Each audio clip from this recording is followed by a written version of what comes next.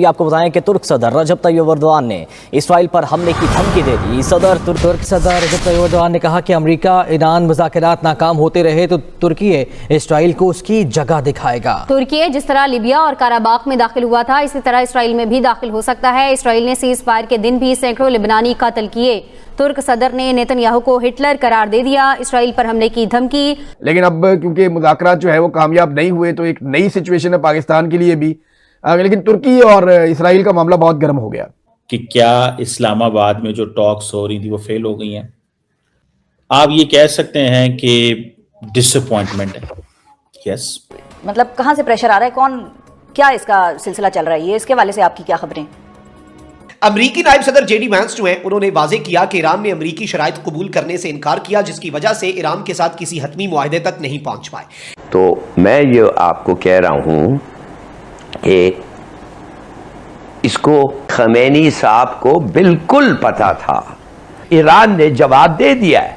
लेकिन दूसरी तरफ कुछ लोगों का ये दावा है कि अमेरिका ने इस टाइम को इस्तेमाल किया है बड़े पैमाने पर मशरिक़ वस्ता में हथियार पहुंचाने के लिए, या अपने नए इत्तेहादी बनाने के लिए, या अपने साथ दीगर ममालिक को लेकर लड़ाई में उतरने के लिए। तो दोस्तों, जैसे कि आप जानते हैं कि ईरान अमेरिका का जो टॉक्स था पाकिस्तान के अंदर, वह फेल हो चुका है। और अब पाकिस्तानी मीडिया से जो खबर निकल के आ रही है तुर्की के बारे में, यानी तुर्की के जो प्रेसिडेंट तैयब एर्दोगान है, उसका एक बयान जिसको देख सुन करके यही कहा जा सकता है कि जब किसी भेड़िए की मौत आती है तो वह शहर की तरफ भागता है। और ठीक यही काम तुर्की के प्रेसिडेंट तैयब एर्दोगान कर रहा है, जिसको कि ऑब्वियसली उसके बयानों से साफ दिख रहा है कि तुर्की को भी जो पाकिस्तानी कीड़ा होता है, यानी उम्मा का कीड़ा, ज़बरदस्त तरीके से तुर्की प्रेसिडेंट तैयब एर्दोगान के अंदर खुलबुला रहा है। तभी तो वो इजराइल के खिलाफ ऐसे बयान दे रहा है। और इनफैक्ट तैयब एर्दोगान अगर गलती से भी इजराइल पे हमला करता है तो वह उसके लिए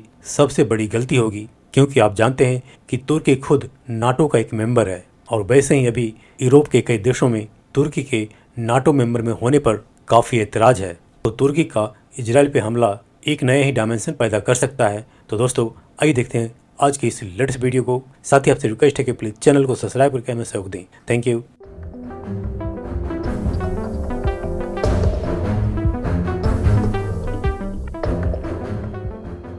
अभी आपको बताएं कि तुर्क सदर रजब तैयब एर्दोगान ने इसराइल पर हमले की धमकी दे दी। सदर तुर्की ने कहा कि इसराइल आग से खेलना बंद करे वरना इबरतनाक सबक सिखाएंगे। इसराइल अमन अमल की राह में रुकावटें खड़ी करने से बाज रहे। अगर इसराइल बाज ना आया तो हम यकीनी बनाएंगे कि वो एक यादगार सबक सीखे।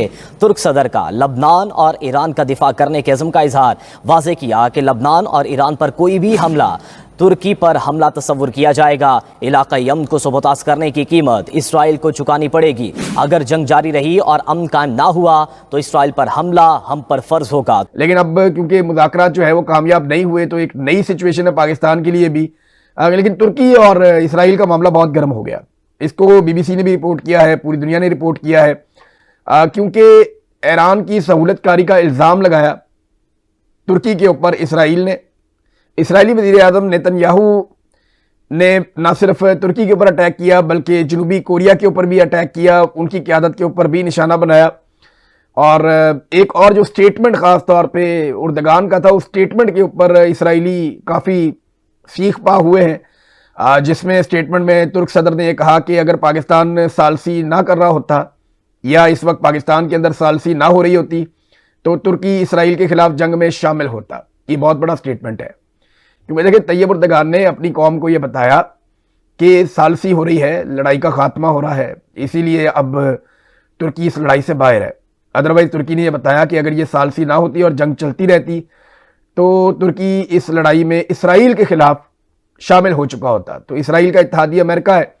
ईरान ने जो जवाब दिया है, देखिए मैं पिछले वीलॉग में आपको कह रहा था कि अमेरिका ने तो जो कहना था कह दिया। जेडी वेंस 3 मिनट से ज़ायद बात करके वो चले गए और उन्होंने पाकिस्तानी सरजमीन को छोड़ दिया। और एक मायूसी थी उनकी प्रेस कॉन्फ्रेंस में कि हम किसी नतीजे पर नहीं पहुंचे, ईरान के साथ हमारी कोई डील नहीं बन पाई।